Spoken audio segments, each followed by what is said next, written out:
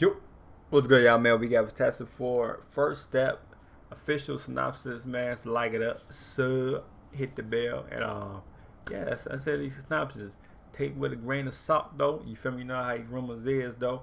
But yeah, you already know how to. We know what the deal is, though. What the deal is? Pop, pop, what the deal is? Yeah, like it up. And so I said, I like it up. And so I said, like it up. It's okay.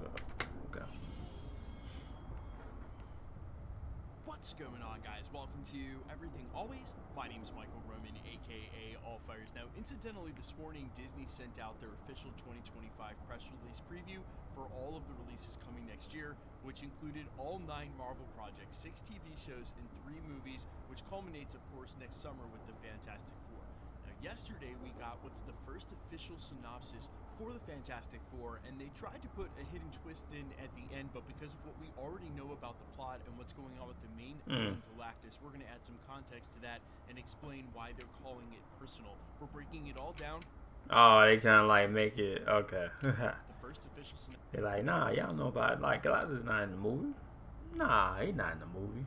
For the Fantastic Four First Steps, or what we assume may be retitled. Marvel, we already know Marvels. First, if you could grab the subscribe button, we do daily Marvel content at the channel. That's all we do. So if that sort of thing's for you, hit the sub button, leave a comment down below. That will automatically enter you to win our ongoing PS5 giveaway. The next one is right around the corner for What If's finale. Again, all you gotta do be a sub, leave a comment if you want. Stick around at the end of the video. We get into all the giveaway stuff again there. Okay, so first up, lightest of spoiler warning, because we are going to talk about some of the industry insider updates for what's going on with the plot in Galactus as they pertain to this synopsis. So if you want to go into the unknown, completely unknown, I ain't mad at you. Now's the time to back out. Otherwise, here's the official synopsis for the Fantastic Four First Steps.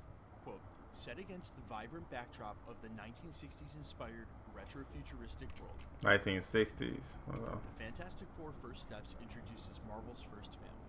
Reed Richards, Mr. Fantastic, Sue Storm, Invisible Woman, Johnny Storm, Human Torch, and Ben Grimm the Thing as they face their most daunting challenge yet. Forced to balance their roles as heroes with the strength of their family bond, they must defend Earth from a ravenous space god called Galactus, played by Ralph Ineson, and his enigmatic hero, Silver Surfer, played by Julia Garner. Silver Surfer. Galactus planned to devour the entire planet, and everyone on it weren't bad enough. It suddenly gets very personal.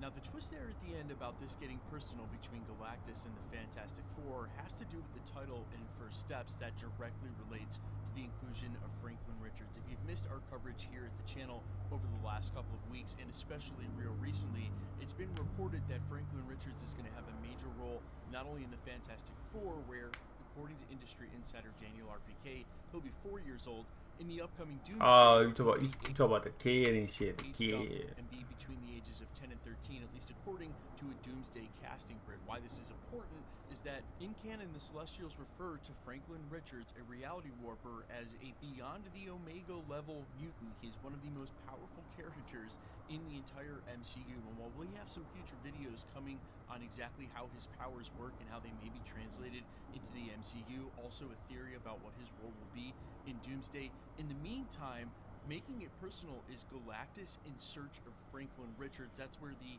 quote-unquote spoiler warning comes in. We've already heard from several industry insiders basically corroborating the same fact that Galactus is in search of their Earth because he's looking specifically for Franklin Richards. Oh, type. Specific storylines, because Franklin Richards and Galactus have a very unique relationship.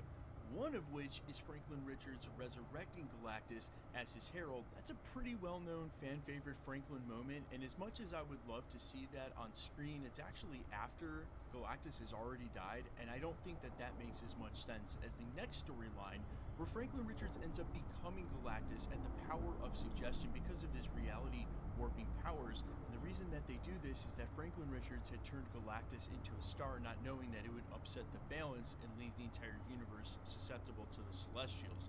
And how this ties to what's going on with the 616 is we happen to have a Celestial sticking out of the Earth. And while it's not apparently clear how they're going to tie this story across the multiverse,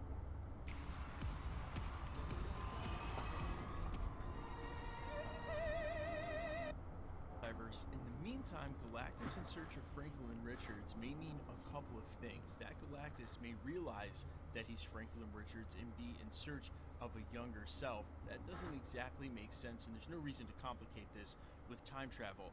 It could also mean that Galactus has foreseen his death somehow and knows that Franklin Richards may be the only one who's capable of resurrecting him. It could also be an imbalance with the Celestials in his ability to feed on planets, and while it does seem like from the synopsis he's trying to actually eat their homeworld, the reason for that is inherent in that Earth X storyline I'm talking about, where Franklin Richards becomes Galactus. He's consuming the planets that have the Celestials in them, meaning that if he's after their homeworld, they might be able to use the 616 as a bait and switch, because, well, we also happen to have a Celestial sticking out of the Indian Ocean. And listen, while I think that the 616 would more likely be the target of Dr. Doom, perhaps for the adamantium that's present on Tiamat, or other reasons like Miss Marvel's bangles, or the 10 rings, or all three, it does really start to feel like there are some undeniable pieces coming together again from that Earth X storyline that are going to tie Franklin Richards and Galactus inevitably together in the MCU somehow. Yeah. Marvel Studios has decided to go all out with the Fantastic Four